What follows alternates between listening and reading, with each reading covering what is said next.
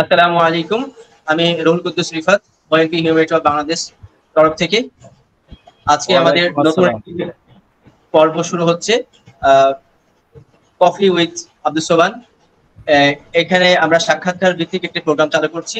যারা অন প্যাসিভে যারা অবদান রেখেছেন বিভিন্ন বিষয়ে, বাংলাদেশে বিশেষ করে যাদের হাত ধরে অন প্যাসিভে আসা, যাদের অবদান অনস্বীকার্য, যাদেরকে সবাই আমরা ধারণ করি, যাদেরকে আমরা মিস করি সবসময়, তেমনই মানুষদেরকে নিয়ে যাদের প্রতিভা আছে, যাদেরকে আমরা সবসময় স্মরণ করি, সম্মান করি, তেমন মানুষদেরকে নিয়ে একটা সাক্ষাৎকার ভিত্তিক প্রোগ্রাম কফি উইথ আব্দুস সোবান। এটা সাক্ষাৎকার ভিত্তিক একটা প্রোগ্রাম আমরা চালু করছি বাংলাদেশে এই প্রথম, আলহামদুলিল্লাহ। ওএনপি হিউম্যানিটি অফ বাংলাদেশ, মানবতার কথা বলে এর ব্যানারে। স্যার, আপনি কেমন আছেন? আলহামদুলিল্লাহ, আমি খুবই ভালো আছি এবং আপনাকে ধন্যবাদ যে আপনি এত সুন্দর একটা অনুষ্ঠান শুরু করার জন্য এবং আজকে থেকেই এবং আমাকে দাওয়াতের মাধ্যমে শুরু করেছেন, এর জন্য আপনাকে specially thanks. Continue please. Thank you sir, thank you sir. আপনার সত্যি আপনার মিষ্টি যে আহ, মিষ্টি হাসিটা আমার খুবই ভালো লাগে। যে প্রথম দিন আপনার সাথে দেখা হয়েছিল সেদিন থেকে আমার খুবই ভালো লাগে যে আপনার হাসিটা চমৎকার। Thank you sir. স্যার, আপনার পরিবার নিয়ে যদি কিছু বলেন, মানে ফ্যামিলিতে কয়জন আছেন, বাবা মা বা কোথায় অবস্থান করছেন, কিভাবে চলছে আপনার সংসার, এই বিষয়টি ফ্যামিলির ব্যাপারে যদি কিছু বলেন স্যার। ধন্যবাদ। আসলে একান্তই মানে নিজস্ব ব্যাপার, যদিও তারপরেও আমার ফ্যামিলিতে আমার বাবা মা বেঁচে নেই। ওনারা মারা গেছেন। তো আমার মা মারা গেছে তখন আমি খুবই ছোট, তখন আমি স্কুল গোয়িং না আর কি। তারপরে বাবা মারা যায় যখন, তখন আমি অনার্স সেকেন্ড ইয়ারে পড়ি। তো আমি দুজনকে হারিয়েছি। আর আমার ফ্যামিলিতে আমরা 4 ভাই এবং 1 বোন। আর আমি বড়।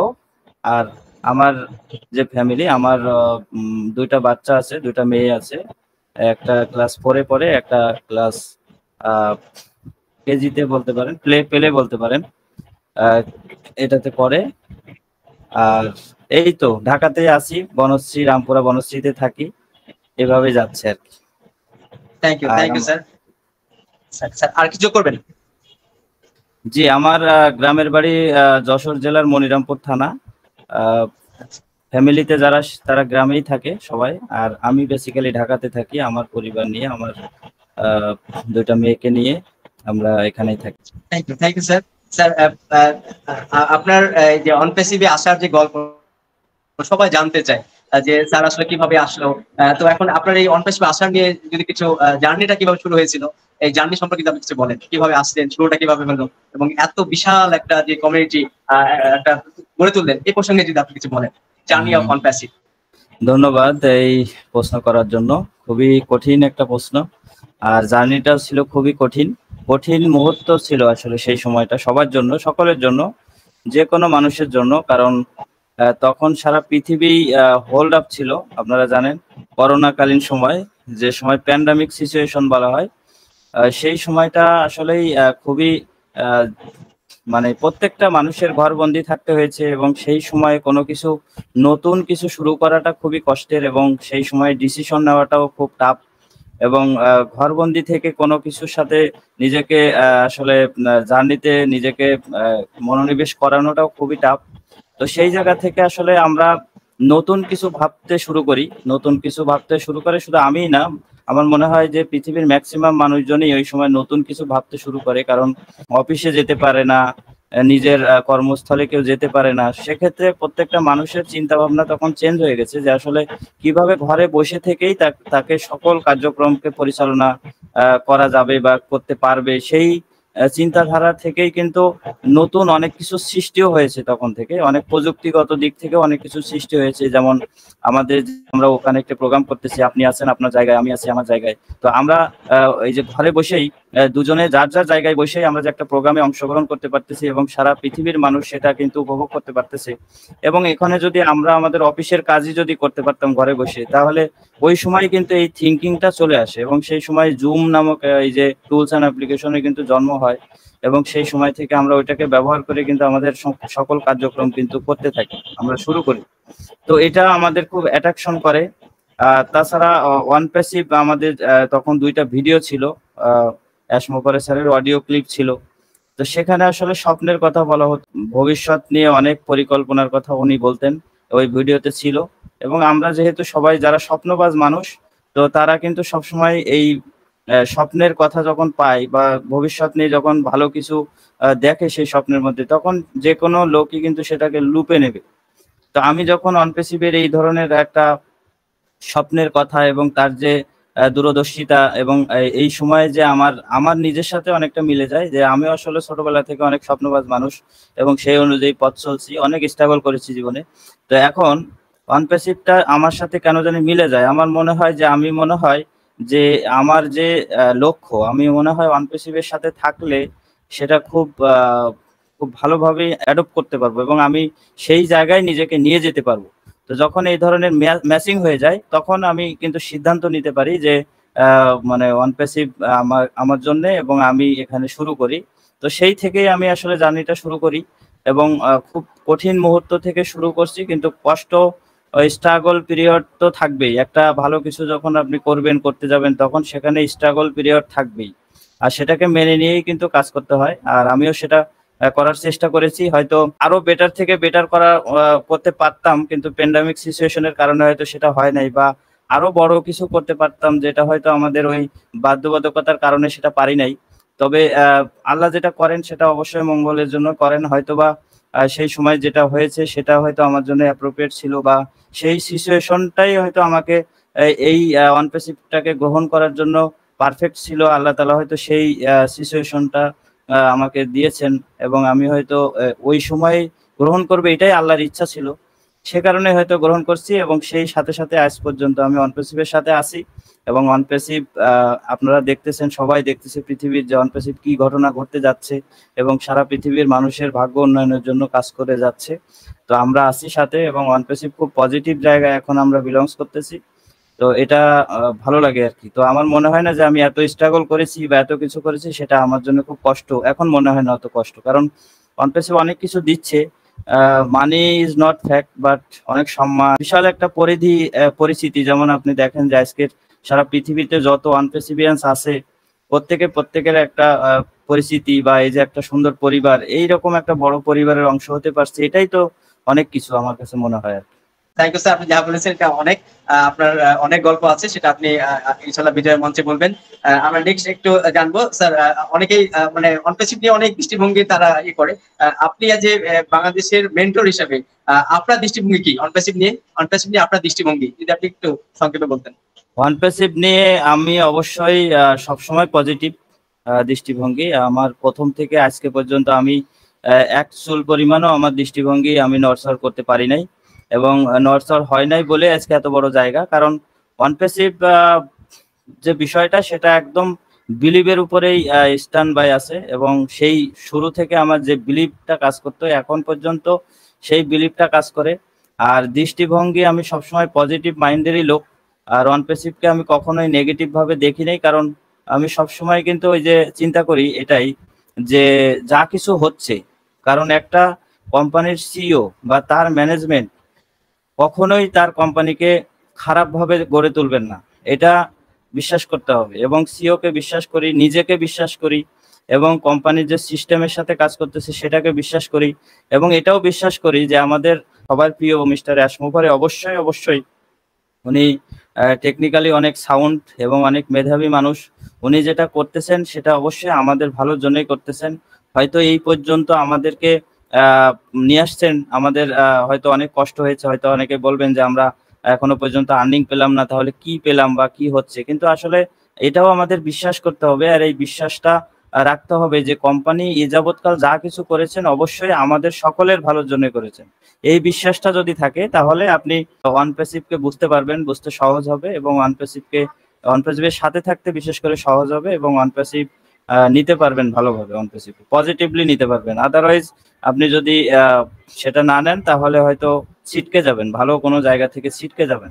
সেটা অনপ্যাসিভ হোক আর যাই হোক, আপনি পজিটিভলি নিলেই ভালো কিছু হবে আর কি। Thank you. আরেকটা প্রশ্ন আমরা চলে যাচ্ছি, অনপ্যাসিভ কি পারবে আমাদের স্বপ্ন পূরণ করতে, স্বপ্ন পূরণে ভূমিকা রাখতে? আগের সাথে আমি একটু তাল মিলিয়ে বলতে চাই যে স্বপ্ন পূরণ করতে পারবে, এই যে বিশ্বাসটা, এই বিশ্বাসটা কিন্তু আমাদের অবশ্যই থাকতে হবে। আদারওয়াইজ আমরা ভেঙে পড়বো আর লাইনচ্যুত হব। হ্যাঁ, এখন একটা ট্রেন যখন আপনার মানে মনে করেন এই কমলাপুর স্টেশন থেকে আপনার সেটা ধরেন কলকাতার উদ্দেশ্যে রওনা দিবে। তো এখন ওই ট্রেনটা যদি তার মনে করেন যে চিন্তা করে যে আমার মাঝখানে অ্যাক্সিডেন্ট হতে পারে বা আপনার পৌঁছাতে পারবে না, তেল ফুরায় যেতে পারে, হ্যাঁ, বা কোনো অ্যাক্সিডেন্ট হতে পারে, তাহলে ট্রেনটা কিন্তু আর ছাড়বে না বা ট্রেনটা কিন্তু মানে বিলম্ব করবে বা কোনো সমস্যা হবে, সে কিন্তু সামনে আগাতে পারবে না। বা একটা মানুষ যখন মানে সে যদি আগে থেকে বুঝতে পারতো তার ভবিষ্যৎ, তাহলে সে কিন্তু কখনোই সামনে বাড়াতে পারতো না। এবং ভবিষ্যতে আমরা মরে যাব, প্রত্যেকটা মানুষ মরে যাবে, কখন কার মৃত্যু হবে কেউ জানে না।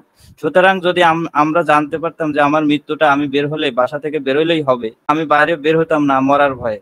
তো সেই জন্য আপনার বিশ্বাস থাকতে হবে যে আমি অবশ্যই অনপ্যাসিভে আমাদের জীবন আমাদের ভালো হবে এবং অনপ্যাসিভের জায়গা থেকে আমরা সাকসেসফুল হব, এই বিশ্বাসটা আমাদের প্রত্যেকের রাখতে হবে। এবং অনপ্যাসিভের সিও যে উনি বলেছেন যে আমি অবশ্যই অবশ্যই এই সাকসেস হবে আমার, এবং আমি সাকসেসের দ্বার প্রান্তে আছি অনেক সময় উনি বলেন। আবার উনি বলেন যে কেউ এটাকে ধ্বংস করতে পারবে না একমাত্র আল্লাহ ছাড়া। আমি সেইভাবেই কিন্তু উনি গঠন করতেছেন। তো সেক্ষেত্রে উনার যে বিশ্বাসটা, উনি অনেক সময় বলেন যে ডু অর ডাই, মানে এই কথাটা তো আসেই, তারপরে উনি বলেন we are so in it to win ইট। এই যে কথাগুলো আসে, এই কথাগুলো কিন্তু আসে ওই বিশ্বাস থেকে, এবং উনি ওইটা পারবেন। এই যে ওনার কনফিডেন্স, এই কনফিডেন্স উনার যেমন আছে, প্রত্যেকটা ফাউন্ডারই এই বিশ্বাস, এই থট, এই থিঙ্কিং লেভেলটা থাকতে হবে। তাহলেই দেন আমরা জয় করতে পারবো। কোম্পানি একা না, এই 14 লক্ষ ফাউন্ডার একটা পরিবার, তার ম্যানেজমেন্ট টিম একটা পরিবার, এই পরিবারকে নিয়ে উনি পথ চলতে যাবেন। ধরেন আপনি আপনার পরিবার নিয়ে আপনি সংসার পরিচালনা করতেছেন, এখন সেখানে যদি এক একজন যদি এক এক রকমের হয়, তাহলে আপনার পরিবারটা মেনটেন করতে অনেক কষ্ট হবে। প্রত্যেকে অন্তত গার্ডিয়ান যিনি থাকেন, তার কর্তা যিনি থাকেন, অবশ্যই তাকে ফলো করে তার নির্দেশনা অনুযায়ী সবাই কিন্তু পরিচালিত হয়। আর যত বেশি ওই পরিবারের কর্তার প্রতি আন্তরিক থাকে, ওই পরিবার মেনটেন করতে তত বেশি সহজ হয়। তো সেক্ষেত্রে আমাদের মিস্টার মুফারে, ওনাকে আমরা যত বেশি ফলো করব, ওনার মতো করে আমরা চলতে পারবো, তত বেশি কিন্তু আমাদের পরিবারটা আরো সামনের দিকে দ্রুত গতিতে সাকসেসের দিকে এগিয়ে যাবে। এখন স্যার আপনার আপনার ব্যাপারে প্রশ্ন করি, অনপ্যাসিভ নিয়ে আপনার স্বপ্ন কি? অনপ্যাসিভ নিয়ে আসলে আমার অনেক স্বপ্ন আছে, কিন্তু সব স্বপ্নের কথা আমি বলবো না, কারণ আমি যদি আমার স্বপ্নের কথা বলি তাহলে আমার স্বপ্ন চুরি হয়ে যাবে। স্বপ্ন চুরি, এটা একটা বিশাল চুরি। এই চুরি আমি হতে দেব না, কারণ এই দোষে আমি সবাইকে দোষী করতে চাই না। আমার স্বপ্ন আছে, আমি কিছু কিছু শেয়ার করতে পারি, সবকিছু শেয়ার করব না। অবশ্যই আমি অনপ্যাসিভে যারা আমাদের ফ্যামিলিতে আছে, বিশেষ করে আমাদের বাংলাদেশের যারা ফাউন্ডার আছে আমাদের ফ্যামিলিতে আছে, তাদেরকে নিয়ে আমার অনেক বড় স্বপ্ন আছে। তাদেরকে নিয়ে আমাদের যেমন আমার পরিবারের প্রতি আমার স্বপ্ন আছে, তারপরে আমার প্রতিবেশীদের প্রতি আমার স্বপ্ন আছে, সেরকম আমার এলাকার প্রতি আমার স্বপ্ন আছে, আমার জেলার প্রতি আমার স্বপ্ন আছে, আমার দেশের প্রতি আমার স্বপ্ন আছে। এইভাবে করে আমার পুরা অনপ্যাসিভের পরিবারের প্রতিও আমার স্বপ্ন আছে। তো এইভাবে করে আমার স্বপ্ন আছে, এবং অবশ্যই সেটা হিউম্যানিটেরিয়ান স্বপ্ন। এছাড়াও ধরেন অনেক স্বাস্থ্য উন্নয়ন, তারপর অর্থনৈতিক, হ্যাঁ, বেসিক, তারপরে খাদ্যবস্তু, এরকম বাসস্থান, এরকম অনেক যে মানুষের যে মৌলিক চাহিদাগুলো আছে সেগুলো অন্তত জানি মানুষ সহজে পায়, এবং সবাই যেন সেই জায়গা থেকে কেউ বঞ্চিত না হয়, অন্তত কেউ যেন না খেয়ে না মরে। তারপরে ধরেন এরকম বিষয়গুলো নিয়ে কাজ করার ইচ্ছা আছে। তো বাদবাকি আল্লাহ তাআলার ইচ্ছা, আল্লাহ তাআলার অবশ্যই রাজি খুশি থাকলে, আর আমাদেরকে যদি সেই রকম সামর্থ্য দেয়, তাহলে অবশ্যই আমরা সেটা করব, এই ইচ্ছা আমার আছে। আমাদের আজকে দেখছেন ব্যানারটা ওএনপি হিউম্যানিটি বাংলাদেশ, হিউম্যানিটি নিয়ে কাজ করছে, মানবতার কথা বলে। সেই হিসাবে আপনাকে প্রশ্ন করব, হিউম্যানিটি বলতে আপনি কি বুঝেন? হিউম্যানিটি শব্দের অর্থ হলো মানুষের প্রতি মানুষের যে দায়বদ্ধতা, মানুষের প্রতি মানুষের যে আন্তরিকতা, মানুষের মানে সাথে যে একটা মানে মনুষ্যত্ব বোধ, যেটা মানবিকতা, যেটা সেটাকে প্রকাশ এবং সেটা দেখানো, সেটা মানুষের প্রতি মানুষের থাকা। হ্যাঁ, শুধু মানুষের প্রতি মানুষের থাকা সেটা না, প্রত্যেকটা প্রাণী থেকে প্রাণী, জীবন থেকে জীবনের প্রতি মানুষের যে একটা মানে মানবিকতা। হ্যাঁ, যেমন একটা জীবের প্রতি মানুষের মানবিকতা থাকতে হয়, হ্যাঁ, প্রাণীর প্রতি, যে কোনো প্রাণীকুলের প্রতি মানুষের মানবিকতা থাকতে হয়, পরিবেশের প্রতি মানুষের মানবিকতা থাকতে হয়, সবকিছুর প্রতি মানুষের যে মানবিকতা থাকতে, এটাই হিউম্যানিটি। তো এখন প্রত্যেকটা জায়গায় আমাদের বিচরণ করতে হবে এবং সেই মানসিকতাও থাকতে হবে।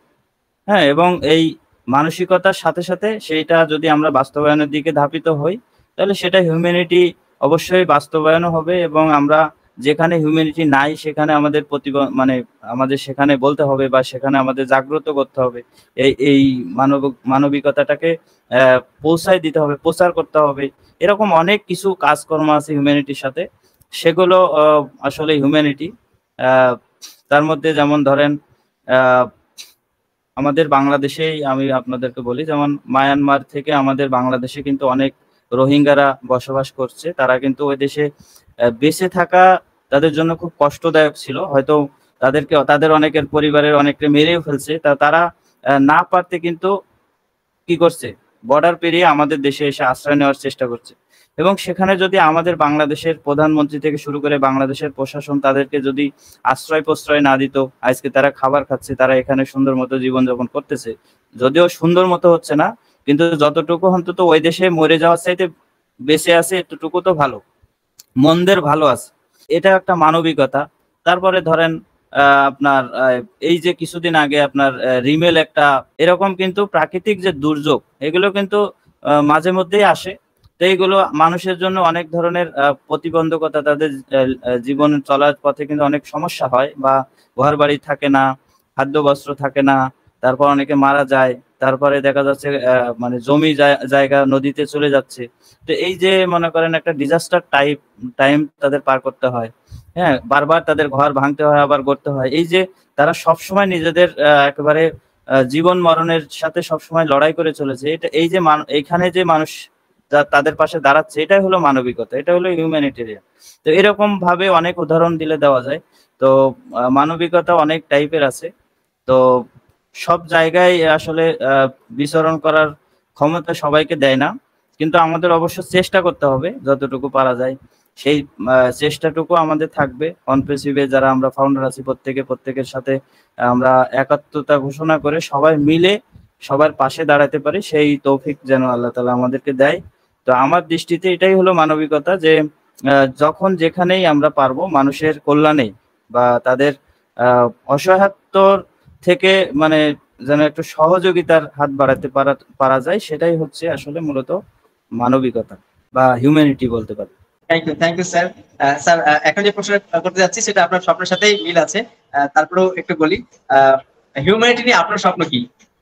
ওই তো ওই আগে যেগুলো বলছিস তার সাথেই তাল মিলেই বলতে হবে, কারণ হিউম্যানিটি নিয়েই আসলে আমি বেসিক্যালি কাজ করতে চাই এবং আমার অনেক স্বপ্ন আছে, হিউম্যানিটি নিয়েই স্বপ্ন আছে, এবং এই স্বপ্নগুলো বাস্তবায়ন করার জন্য আমার অনেক প্ল্যানও আছে, যেগুলো আমার স্বপ্ন। তো এগুলো আসলে বলতে চাই না, তারপরে বলবো যে হ্যাঁ, এগুলো অবশ্যই করব, তবে আপনাদেরকে নিয়ে, সবাইকে নিয়েই করব। মানুষের কল্যাণে পাশে থাকার চেষ্টা করব। এবং আমি আসলে বেসিক্যালি এতিম বলতে পারেন, যদিও এখন আমি বড় হয়ে গেছি, বাবা মা সবারই নাই, সবাই এতিম যাদের বাবা মা নাই, কিন্তু আমি ছোটবেলা থেকে এতিম। সুতরাং ছোটবেলা থেকে যেহেতু আমি এতিম, তাহলে এতিম আসলে যারা থাকে তারা কিন্তু অসহায় অবস্থায় থাকে। কারণ পৃথিবীতে যারা আসার পরেই যারা বাবা মাকে হারায়, তারা আসলে পৃথিবীতে অসহায় বোধ করে, অসহায় হিসেবে থাকে, এবং তাদের পাশে দাঁড়ানোর মতো হয়তো অনেকে থাকে, কিন্তু তারা সবসময় নিজেদেরকে অসহায় বোধই করে। এবং তারা এই যে তাদের পাশে যদি থাকা যায় বা তাদের জন্য যদি কিছু করা যায়, এটা আরেকটা মানবিকতার উদাহরণ হয়ে দাঁড়ায়। তো সেটা যদি করা যায় তাহলে অনেক ভালো, এবং সেগুলো নিয়ে অনেক প্ল্যান আছে। এগুলো আমার স্বপ্ন, তাদের জন্য কিছু করার। এবং শুধু তারাও না, আসলে যারা বার্ধক্যে চলে যায় তারাও অসহায় অবস্থায় পড়ে যায়, কারণ মানুষকে দুর্বল করে আল্লাহ তাআলা সৃষ্টি করেছেন। তো যে সময় যেভাবে তাদের পাশে দাঁড়ানো যায়, অসহায়ত্বের পাশে দাঁড়ানো যায়, সেটাই মানবিকতা। এবং সেটা যদি আমরা করতে পারি তাহলে সেটাই হবে আমাদের সার্থকতা, এবং সেগুলোই আমি করতে চাই। এটাই আমার স্বপ্ন। স্যার, আপনার ব্যাপারে বলা হয় যে আপনার কমিউনিটিতে সবচেয়ে বেশি ফাউন্ডার বাংলাদেশে আছে, লক্ষাধিক ফাউন্ডার আপনার কমিউনিটিতে আছে। এই লক্ষাধিক ফাউন্ডারকে আপনি ম্যানেজ করেন বা কিভাবে তাকে কন্ট্রোল রাখেন আর কি? মানে অনেক নেগেটিভিটি পজিটিভ সবকিছু মিলে আর কি আপনার কাছে অনেক গ্যাঞ্জাম হয় আর কি আপনার সাথে। এগুলো সব ম্যানেজ করেন কিভাবে? এত বড় কমিউনিটি আপনি ট্যাকেল দিন কিভাবে? একটু জানার ইচ্ছা ছিল। ধন্যবাদ। আসলে ওইদিন আমি একটা পেপার বা হয়তো বা কোনো একটা জায়গায়, হয়তো বা সোশ্যাল মিডিয়া তো হতে পারে, দেখলাম যে একটা ফ্যামিলিতে 125 জন মানুষ আছে একটা ফ্যামিলিতে, এবং তার কতজন মানে 18, 20, 22 জন বউ আছে, এবং তার থেকে জন্মগ্রহণ করে প্রায় এরকম মানে কত জনের একটা লোকের একটা পরিবার, তার বিশাল বিল্ডিং আছে, ওই বিল্ডিং এই তারা সব থাকে, একসাথে রান্না বাড়া করে এবং একসাথে খাবার খায়, আবার একসাথেই যারা কর্মক্ষম তারা কর্মক্ষেত্রে যায়। তো এইভাবে কিন্তু তার একটা সুন্দর একটা সিস্টেম করে নিছে যে সে এভাবে তার পরিবারটাকে মেনটেন করে, একই সাথে থাকে, এখনো পর্যন্ত তারা আলাদা হয় না, মানে ছত্রভঙ্গ হয় না। তো অনপ্যাসিভও অবশ্যই আমরা একটা পরিবার, এটা ঠিকই, কিন্তু আমরা কিন্তু একটা বন্ধনে আবদ্ধ, এবং প্রত্যেকের সাথে প্রত্যেকের একটা আন্তরিকতা, ইন্টিমেসি আছে। হ্যাঁ, তো আমি শুধু যে আমার টিমের মধ্যেই আমার বন্ধন, আমার আন্তরিকতা আছে ব্যাপারটা তাও না। বাংলাদেশে অনেকগুলা কমিউনিটি আছে অনপ্যাসিভের, আমরা যেহেতু সবাই একটা পরিবারের, কিন্তু আলাদা আলাদা ভাবেই কিন্তু লিঙ্ক নিয়ে এসে এদেশে কিন্তু অনেক কমিউনিটি তৈরি হয়েছে। তো আমার মনে হয় যে আমি অনেকে হেল্পও করেছি ফাউন্ডার নেওয়ার ক্ষেত্রে, কমিউনিটি তৈরি করার ক্ষেত্রে। আলাদা আলাদা বিচার করি নাই, কিন্তু আমি এটা করেছি। তো একসাথে থাকার চেষ্টা করেছি, আলাদাভাবে দেখি নেই এবং কখনো দেখবো না। কিন্তু আমার যে কমিউনিটিটা আছে, অবশ্যই আমার কমিউনিটির সাথে আমার একটা বন্ধন আছে, এবং যা আমি যেভাবে শুরু করেছিলাম, শুরুর দিক থেকে যাদেরকে নিয়ে আমি পরিচালনা করেছিলাম, এবং আজকে হয়তো এত বড় পরিসরে কমিউনিটি, সবাইকে হয়তো আমি চিনি না, কিন্তু একটা চেন অফ কমান্ড তো আছে। তো সেই ক্ষেত্রে আমি যাদেরকে নিয়ে আসছিলাম তাদের মাধ্যমেই যেহেতু পরে সবাই আসছে, তো সেক্ষেত্রে আমি যারা বেসিক্যালি আমি যাদেরকে নিয়ে শুরু করেছিলাম তাদের সাথে আমার একটা রিলেশনশিপ আছে।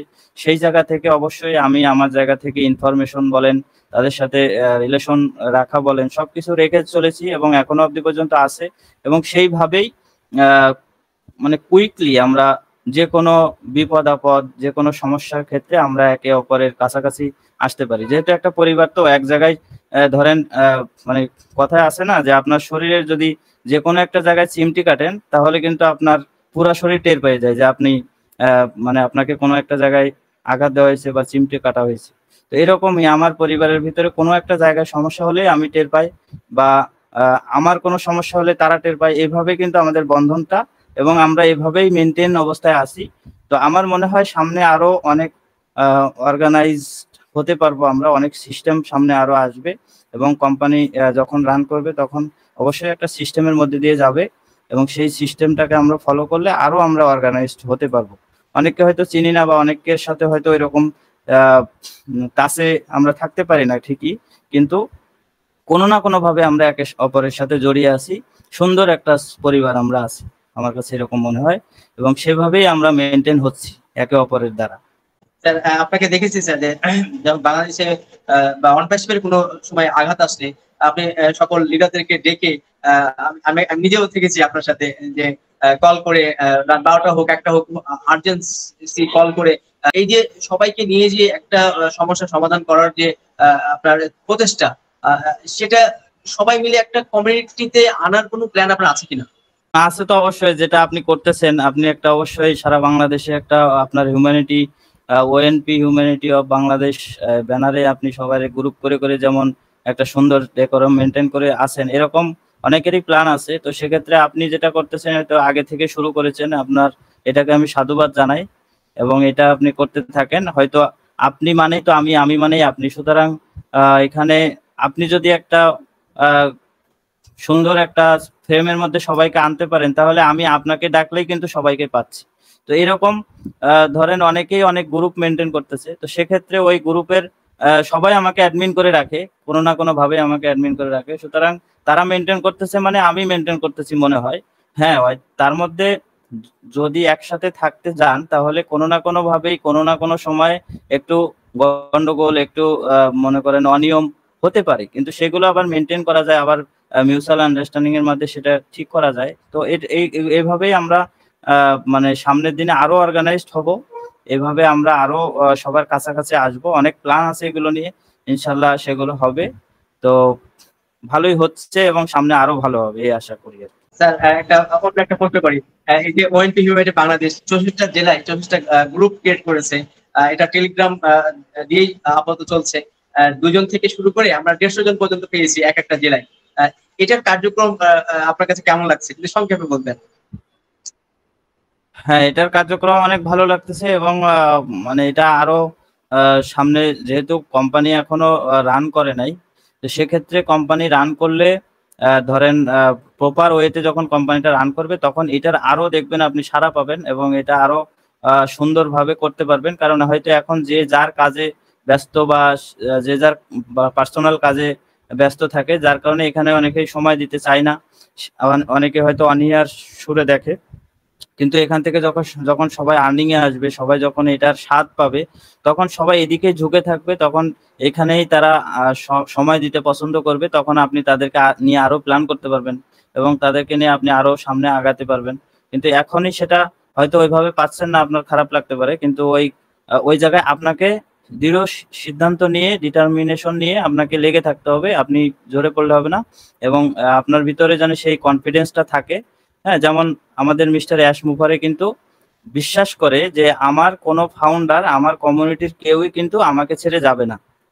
তো উনি এই বিশ্বাস লেভেল থেকেই কিন্তু উনি যে কোনো প্ল্যান, নতুন ইউনিক কোনো বিষয়, ইউনিক কোনো প্ল্যান যখন ওনার মাথায় আসে তখন উনি কিন্তু সেটাকে অ্যাকসেপ্ট করেন এবং সেটা আমাদের প্ল্যানের মধ্যে নিয়ে আসার প্ল্যান করেন।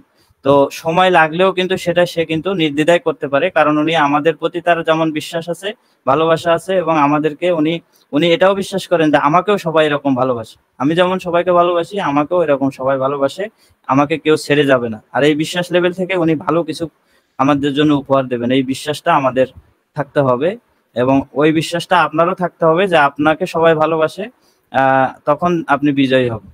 Thank you sir. আপনাকে লাস্ট একটা প্রশ্ন করবো স্যার, সেটা হচ্ছে সবচেয়ে বড় একটা অংশ যারা আমরা, আমার মতো যারা আর কি জিরো ফাউন্ডার হিসাবে আছে, তাদের তাদের অনেক প্রশ্ন যে আমরা জিরো, আসলে আমরা আমাদের কি হবে, যারা টিম আছে ওদের অনেক ইনকাম হবে, আমরা আমাদের কি হবে।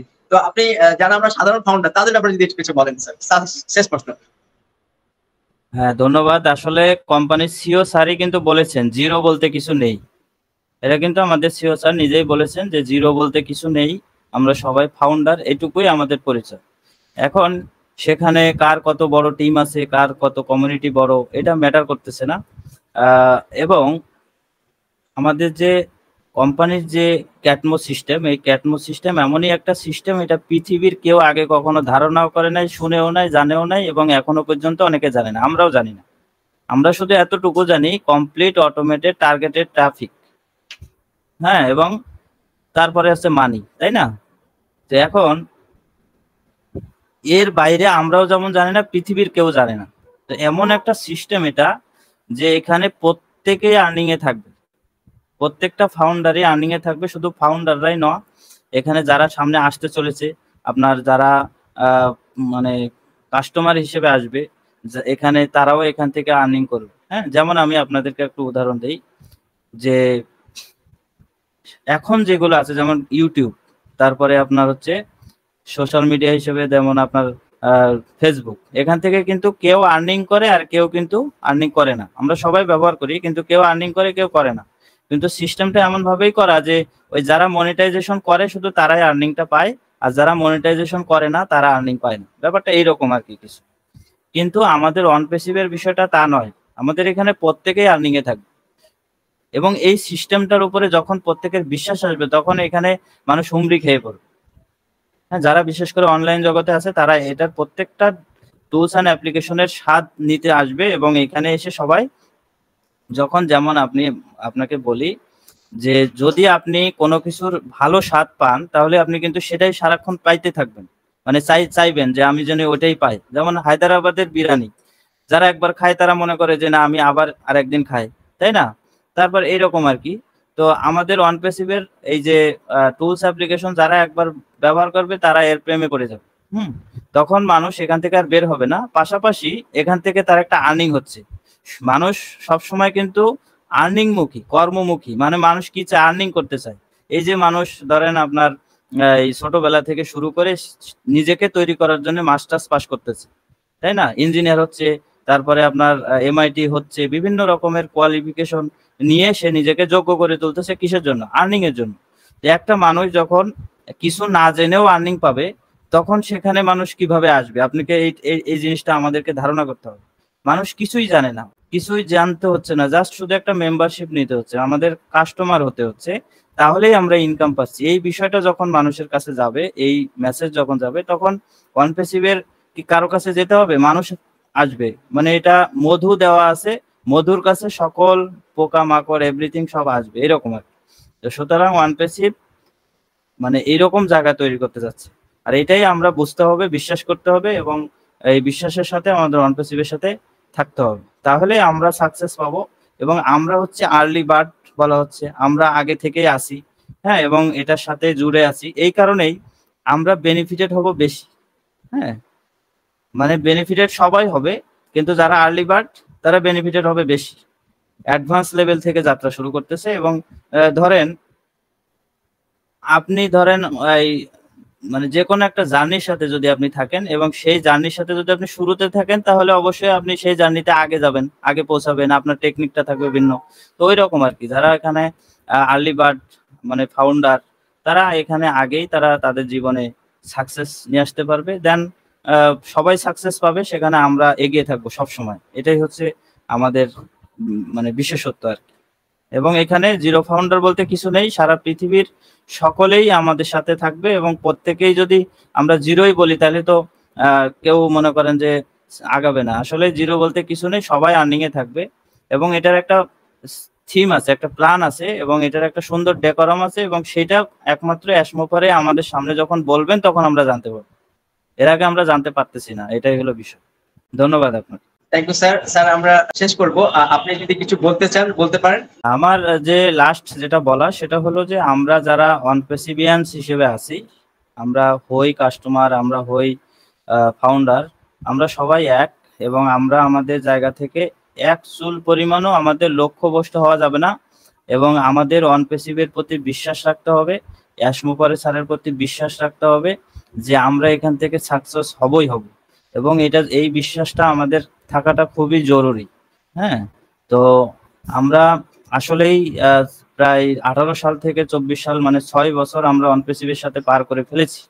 তো উইদাউট আর্নিংটা আমাদের প্রত্যেকের জরুরি, এটা সত্য। কিন্তু সেই আর্নিংটা যদি আমাদের এমন হয় যে কন্টিনিউয়াস প্রসেসে হয়, এবং সেই আর্নিংটা যদি কখনোই ব্যাকডেটেড না হয়, অর্থাৎ আমাদের যদি কখনো ভাটা না পড়ে, কখনো আমাদের ভেঙে পড়তে না হয়, এবং সেটা যদি আমাদের স্মুথলি হয় এবং কন্টিনিউয়াসলি হয়, তার জন্য আমরা 6 বছর অতিক্রম করছি। এটা আমাদের জন্য অনেক বড় পাওয়া হবে। এবং এই বিশ্বাস আমাদের থাকতে হবে যে ভালো কিছু হতে চলেছে, লেগে থাকতে হবে। এবং সাকসেস আসে তখনই যখন আপনি কোনো বিষয়ের সাথে কনফিডেন্সের সাথে লেগে থাকেন, এবং বিশ্বাসের সাথে লেগে থাকেন, তাহলেই সাকসেস আসে। আর আমরা সেটা করতেছি, ইনশাল্লাহ আমাদের সাকসেস হবে। এই আমার শেষ কথা। তো আপনাকেও ধন্যবাদ, যারা আমাদের কথা শুনছেন তাদেরকেও ধন্যবাদ, এবং আমাদের অ্যাশমোফারকে ধন্যবাদ, এবং তার শারীরিক সুস্থতা কামনা করছি। আল্লাহ হাফেজ, আসসালামু আলাইকুম। থ্যাংক ইউ আমাদের বাংলার মেন্টর, বাংলাদেশের মেন্টর আব্দুস সোবহান স্যার। আপনার সাথে এই সাক্ষাৎকার পর্বটা কফি উইথ আব্দুস সোবহান খুব চমৎকার ভাবে আমরা পার করলাম। আপনাকে পেয়ে সত্যি আমরা গর্বিত। ONP হিউম্যানিটি অফ বাংলাদেশ, মানবতার কথা বলে এই ব্যানারে আপনি এসেছেন, সাক্ষাৎকার দিয়েছেন, সেই জন্য আপনাকে অনেক অনেক ধন্যবাদ। Thanks a lot.